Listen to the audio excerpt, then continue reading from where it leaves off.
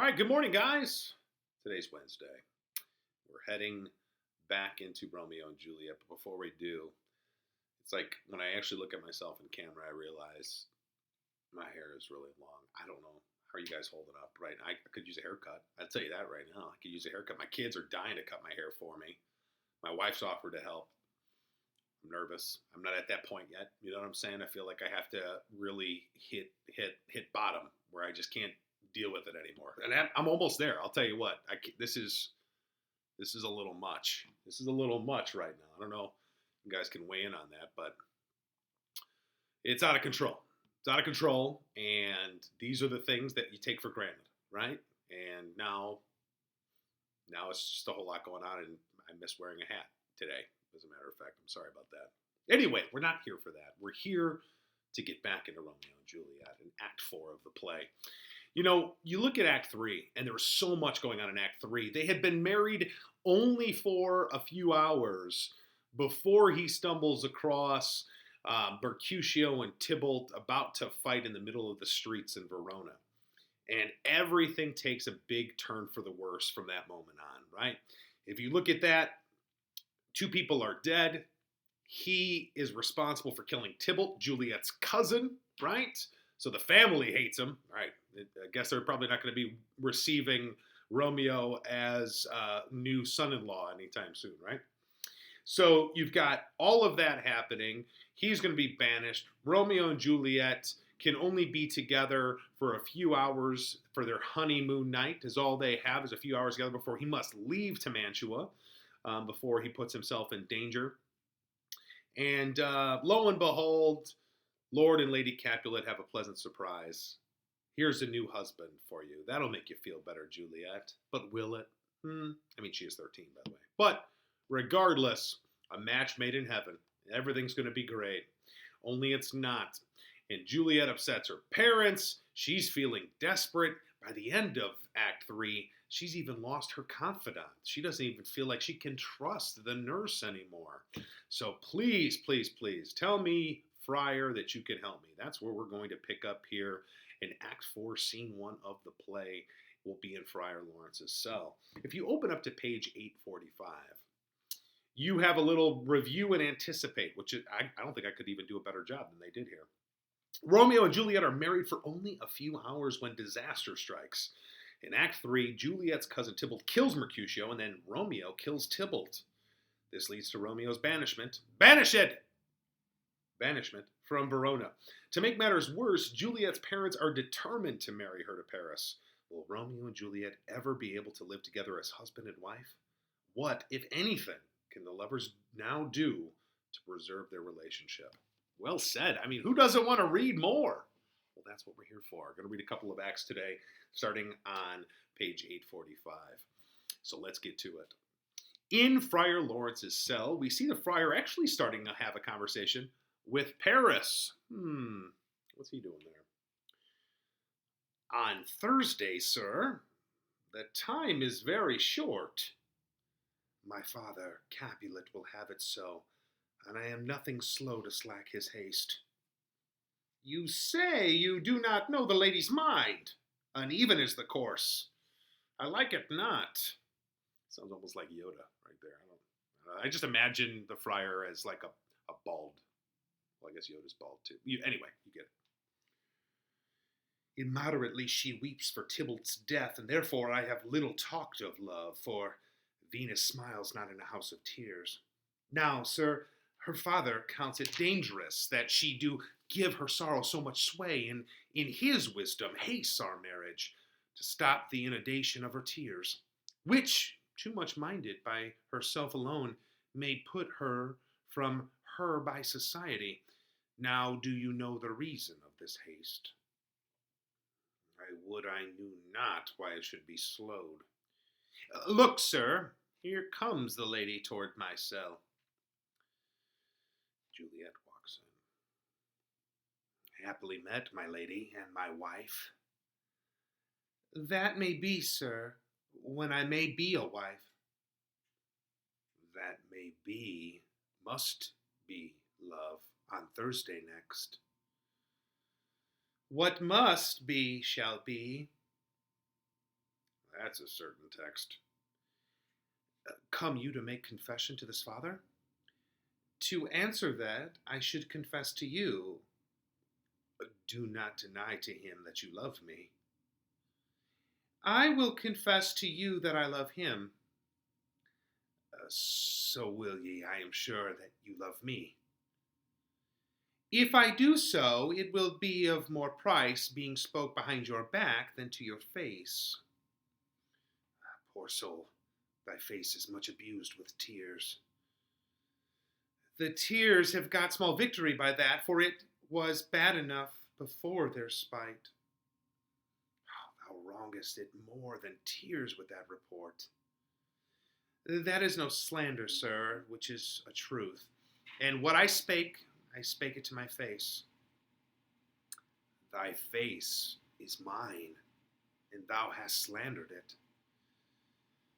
It may be so, for it is not my own. Are you at leisure, Holy Father, now, or shall I come to you at evening mass? My leisure serves me, pensive daughter, now. My lord, we must entreat the time alone. God's shield, I should disturb devotion. Juliet, on Thursday early, I will rouse ye. Till then, adieu, and keep this holy kiss. And he leaves. Okay, so let's talk about Paris here. Maybe we're biased, I'm sure Paris is a nice guy. It's not his fault. In his defense, he shouldn't really have to do too much as a nobleman, charming, good looking, probably has plenty of other young ladies that he could go after. But he comes off really heavy-handed here with Juliet. The way he talks about her, almost like, I figure you're here to confess how much you love me. It's okay. I get it, girl. Like, dude couldn't be more wrong, right? And we know this. He sounds like a fool. But regardless, he already talks about her as his wife. He talks about Lord Capulet as father. So it's like, he's in the club already. He's in the Capulet fam, He's definitely ahead of himself. He talks about Juliet's face as his own, and her tears and her crying is her abusing his face with tears. On line 29, poor soul, thy face is much abused with tears. And he says on line 35, thy face is mine, and thou hast slandered it. So he's trying to be nice. He's trying to be sweet to her and be like, you're so beautiful. You shouldn't cry. On such a beautiful face. You shouldn't be so sad. And she's like, it is sad because I got a lot going on. So get the hell out of here, right? And he's like, that face is already mine, girl. So everything he says is very sure of himself. Like like I said, in his defense, that's the way things work. The father willed it so. She must abide by the family's wishes. So he's only going off of what he knows. Juliet does the same thing she did with Lady Capulet in Act 3, Scene 5, and she's very careful with her word choice going back and forth, using words that have double meaning. So as she's talking about it, that if I do love you, to answer that I should confess to you, she's playing with words. She's really a clever character with her words. Do not deny to him that you love me. I will confess to you that I love him. Right? So it's like, shut up. She's not going to give in to him, but she throws the same words right back at him. The tears have got small victory by that, for it was bad enough before their spite. So she's giving mention here that things were bad before she ran into him. Like, she's coming in sad. And again, dramatic irony, we know it's not about Tybalt. He comes into this scene talking to Friar Lawrence about Tybalt, right?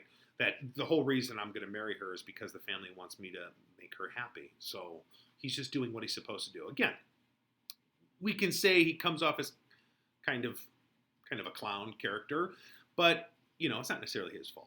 He doesn't know. So the friar and Juliet are alone, and she just falls apart. Like, imagine her falling right in his arms. Oh, shut the door! And when thou hast done so, come weep with me, past hope, past care, past help. O Juliet, I already know thy grief. It strains me past the compass of my wits. I hear thou must, and nothing may prorogue it, on Thursday next be married to this county. Tell me not, friar, that thou hearest of this, unless thou tell me how I may prevent it.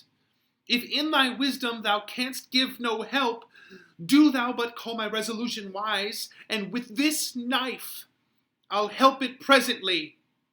God joined my heart and Romeo's, thou our hands, and ere this hand by thee to Romeo sealed shall be the label to another deed. Or my true heart with treacherous revolt turn to another, this shall slay them both. Therefore, out of thy long experienced time, give me some present counsel, or behold, twixt my extremes and me, this bloody knife shall play the umpire arbitrating that which the commission of thy years and art could to no issue of true honor bring. Be not so long to speak, I long to die, if what thou speakest speak not of remedy. So it's like everybody who comes in to talk to the friar is trying to kill themselves. It's like he's constantly trying to keep them from doing something terrible. Like she's got a knife, Romeo's looking for a knife to cut his name out of his body. It's like she's desperate. She's desperate. I need your help. If you can't give me help, then I'm just going to kill myself right here on your floor. I mean, imagine what the friar's up against. Here he is, like, he's got to talk these two off the ledge, literally, to keep them from doing these drastic deeds. You know, granted, he's kind of mixed himself in it by marrying them and being Romeo's confidant. But here he is constantly trying to keep them from taking such drastic action against themselves. So it's like, tell me what I'm going to do or I'm going to kill myself. Well, that kind of puts him on the hook here, right? Hold, daughter. I do spy a kind of hope, which craves as desperate an execution as that is desperate which we could prevent. If, rather than to marry County Paris, thou hast the strength of will to slay thyself, then is it likely thou wilt undertake a thing like death to chide away this shame, that copes with death himself to escape from it? And if thou darest, I'll give thy remedy.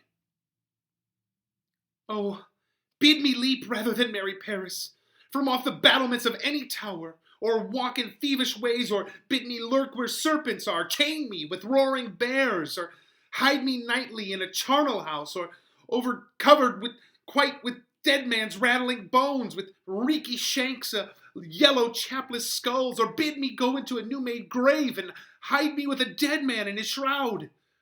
Things that to hear them told would have made me tremble, and I will do it without fear or doubt, to live an unstained wife to my sweet love. Oh, then, go home, be merry, and give consent to marry Paris. Wednesday is tomorrow. Tomorrow night, look that thou lie alone. Let not the nurse lie with thee in thy chamber. Take thou this vial, being then in bed, and this distilling liquor drink thou off, when presently through all thy veins shall run a cold and drowsy humor, for no pulse shall keep his native progress, but surcease no warmth, no breath shall testify that thou livest. The roses in thy lips and cheeks shall fade to wany ashes. Thy eyes' windows fall like death when he shuts up the day of life. Each part deprived of supple government shall, stiff and stark and cold, appear like death. And in this borrowed likeness of shrunk death, thou shalt continue 42 hours, and then awake as from a pleasant sleep. Now, when the bridegroom in the morning comes to rouse thee from thy bed, there art thou dead. Then, as the manner of our country is, in thy best robes uncovered on the bier, Thou shalt be borne to that same ancient vault where all the kindred of Capulets lie. In the meantime, against thou shalt awake, shall Romeo by my letters know our drift, and hither shall he come. He and I will watch thy waking, and that very night shall Romeo bear thee hence to Mantua. And this shall free thee from this present shame, if no inconstant toy nor womanish fear abate thy valor in thy acting it. Give me, oh, tell me not of fear. Hold, get you gone. Be strong and prosperous in this resolve. I'll send a friar with speed to Mantua, with my letters to thy lord. Love, give me strength, and strength shall help afford. Farewell, dear father. And she leaves. And that is the end of scene 1. So, friar, I need your help. I'm desperate. I'll do whatever it takes. Otherwise, I want to die. I can't marry Paris. And he says, all right, there's this one thing we could do. It's crazy. I don't know if you're ready for it. And she's like, whatever it is, I'm game. Just give me that stuff. Whatever. I know you got some cool things in here. What is it? And he goes on to explain a sleeping potion. He's going to give her a sleeping potion. And she's going to have to take it. And it's going to knock her out cold to the point where she's going to appear dead. So you get the idea. You got to take this home. You've got to get this going because tomorrow's already Wednesday. You get the idea. This wedding to Paris is happening quick. So you got to move now. You got to get home. You got to take this vial of sleeping potion. It's going to knock you out. And in the morning when people come, you're going to look dead. And everyone's going to be sad and stuff. But then you're going to get buried in the Capulet monument. And that'll be cool. You know, it sucks to be buried with a bunch of dead people because you're alive, but you won't know it. And in the meantime, he's going to let Romeo know what's up. He's going to send a letter to him. He'll go get Romeo out from Mantua, take him back to the Capulet monument, and they'll be waiting for her. What could go wrong, right? It's perfect. What a great plan. Thanks, Friar. You're so smart with all your herbs and weird special potions. This was something that Shakespeare would do quite a bit of. Poison, potions, things like that can always kind of play a role. Something that isn't a little bit more supernatural, a little out of the realm of reality. A potion that could knock her out for over 40 hours, make her appear completely lifeless to the point where it would make everyone think she's dead, only for her to wake up later on so she can run away and live happily ever after with Romeo. All right, so that's the plan. And he's like, listen, if you're willing to do it, this could work. This could work. We got to be careful. But if you're willing to do it, it's not going to be easy. But if you're willing to do it and have to hang out and, and be essentially dead, well, then I can help you. And she's like, Friar, you're the best. You've got the best plans. We'll see. All right, so let's go on to scene 2. All right. Inside the Capulet's house, you have Father Capulet, Lady Capulet, the nurse, the serving men. Seems a little bit like the atmosphere of the party from Act 1 of the play, where there's all this hustle and bustle going on because now the friar really kind of brought this back into focus for us. Lord Capulet may be all about Juliet marrying Paris, but it can't be too soon. Otherwise, that would look, like they don't care about Tybalt's death. Like, to go from mourning someone's death to being like, all right, cool, let's have a celebration. He doesn't want to be a total jerk about it. So they've got to wait a few days, at least, right? And that's essentially all it is. You got the idea now. It's like we're in wedding planning mode. And that's where we come up in scene 2, a really short scene in the play. Capulet comes in. So many guests invite us here are writ. Sirrah, go hire me 20 cunning cooks. You shall have none ill, sir, for I'll try if they can lick their fingers. How canst thou try them so? Marry, sir, 'tis an ill cook that cannot lick his own fingers. Therefore, he that cannot lick his fingers goes not with me. Go, be gone. We shall be much unfurnished for this time. What? Is my daughter gone to Friar Lawrence? Aye, forsooth. Well, he may chance to do some good on her. A peevish, self-willed harlotry it is. Juliet comes walking in. See where she comes from shrift, with a merry look. How now, my headstrong? Where have you been gadding? Where I have learnt me to repent the sin of disobedient opposition to you and your behests, and am enjoined by holy Lawrence to fall prostrate here, to beg your pardon. Pardon, I beseech you. Henceforward I am ever ruled by you. Send for the county! Go tell him of this. I'll have this knot knit up tomorrow morning. I met the youthful lord at Lawrence's cell, and gave him what becometh love I might, not stepping over the bounds of modesty. Why, I am glad on it. This is well. Stand up. This is as it should be. Let me see the county. Aye, Mary, go, I say, and fetch him hither. Now, afore God, this reverend holy friar, and our whole city is much bound to him. Nurse, will you go with me into my closet to help me sort such needful ornaments as you think fit to furnish me tomorrow? No, not till Thursday. There is time enough. Go, nurse, go with her. We'll to church tomorrow. We shall be short in our provision. 'Tis now near night. Tush! I will stir about, and all things shall be well. I warrant thee, wife. Go thou, Juliet. Help to deck her up. I'll not to bed tonight. Let me alone. I'll play the housewife for this once. What ho! Ah, they are all forth. Well, I will walk myself to County Paris to prepare him up against tomorrow. My heart is wondrous light, since the same wayward girl is so reclaimed. And that is the end of scene 2. So, what scene 2 provides, even though it's a really short scene here in the play, it shows the first steps in motion of Juliet's plan now, right? Now that she's in league with the friar, and they have this strategy as to how to avoid marrying Paris, the first thing she has to do is go home and act like it's all good. Everything's totally fine. And she's able to really kind of secure her relationship back with her father. As soon as she comes in, he still has a chip on his shoulder from the last time he saw her. He's still pissed.